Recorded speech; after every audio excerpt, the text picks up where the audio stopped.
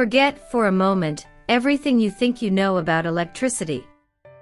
Forget the textbook diagrams showing current flowing through wires as if they were pipes filled with energy. Because what I'm about to tell you sounds wrong, but it isn't.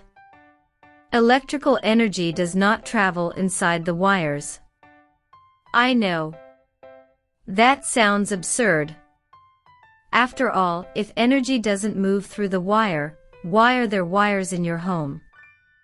Why do your TV, your fridge, and your phone charger all need to be connected to them? The answer is far more fascinating than you might imagine. Think about the last time you plugged in your phone to charge. You connect the cable, and almost instantly the battery percentage starts to rise. It feels as though something left the outlet, rushed through the wire, and entered your device. Simple. Direct. Obvious. But that image is built on a metaphor we learned in school, that electricity is like water flowing through a pipe. The problem is, electricity isn't water. And a wire isn't a pipe. Inside a copper wire, there is already an enormous number of electrons, even before you switch anything on. They're always there. When you flip a switch, those electrons don't race from the power plant all the way to your house. In fact, they move extremely slowly. Millimeters per second.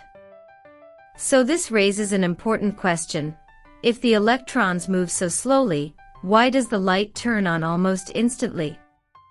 Here's the real secret. What moves quickly isn't the electrons. It's the field. When you close a circuit by flipping a switch, an electric field is established throughout the entire system. That field propagates at nearly the speed of light. And it's the field that delivers energy to the bulb. Right now, there's an entire ocean of electromagnetic fields surrounding you. They move through the air, bend around objects, pass through walls, and power every screen, every motor, every electronic device in your home. And understanding this isn't just a neat physics fact. This knowledge shapes how engineers design electrical grids, how insulation is built, how we prevent interference, energy losses, and shock hazards. Knowing that the field exists around the wire explains why poorly installed cables can cause fluctuations, noise, or even system failures. More than that, this idea opens the door to the future. We already live in a partially wireless world. Wi-Fi, Bluetooth, inductive charging, these all operate through the transmission of energy and information via electromagnetic fields. And the next step goes far beyond simply removing cords. Research is advancing toward efficient long-distance energy transmission. Imagine cities filled with remotely powered sensors. Hospitals without cables snaking across the floor. Electric vehicles charging as they move. Homes where almost nothing needs to be plugged in. It may sound like science fiction. But remember, once upon a time, the idea that energy didn't travel inside a wire would have sounded impossible too. In the end, electricity is less like a river rushing through pipes, and more like an invisible dance of fields vibrating all around us. And perhaps the most surprising part is this. We live with this phenomenon every single day, we depend on it constantly, and yet almost no one truly understands how it works. So let me ask you, did you ever imagine that energy doesn't actually travel inside the wire? Sometimes the world isn't just more complex than we think. It's stranger and far more fascinating. Billiard balls touching one another. If you push the first ball, the last one moves almost immediately. But no single ball traveled the entire length of the line. The motion was transmitted through the system. Something similar happens with electricity. The electrons simply shift slightly, nudging one another. What truly carries the energy is the electromagnetic field that forms around the wire. Yes, around it.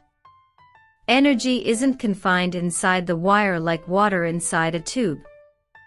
It moves through the space surrounding the conductor, guided by it. The wire acts more like a track that directs the path, while the energy flows within the field enveloping that track. In physics, this behavior is described by what's known as the Poynting vector, which indicates the direction of energy flow, and that direction points outward from the wire. This completely changes the way we think about what happens when we power on a device. And there's more. There isn't one continuous strand of wire running unbroken from a generating station to your home. Along the way, there are transformers, junctions, and physical gaps. The electrons in your house didn't travel from a distant power plant. They're already present in the wires on your street, in your walls, even in that charger sitting forgotten in a drawer. The generating station simply creates the field that organizes those local electrons. In other words, the energy that lights your lamp isn't a package that journeyed across vast distances through a wire. It's an almost instantaneous reorganization of something that was already there. All of this happens invisibly, silently, with no glow, no scent, no sound.